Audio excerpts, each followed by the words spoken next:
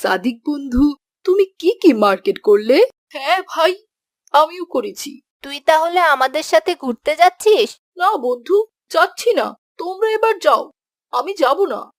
আচ্ছা, থাকো তাহলে, আমি একটু বাসায় যাই, আমার কাজ আছে। কি ব্যাপার, চলে গেল কেন? হঠাৎ কি এমন কাজ পড়লো সাদিকের? আমার মনে হয় সাদিকের বাসা থেকে ওকে কোনো মার্কেট করে দেয় নাই, তাই বেচারা আমাদের মার্কেটে কথা শুনে মন খারাপ করে চলে গেল।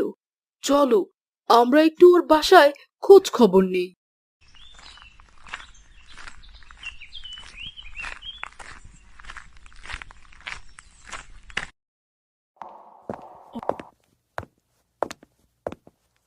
আসসালামু আলাইকুম ওয়া রাহমাতুল্লাহ।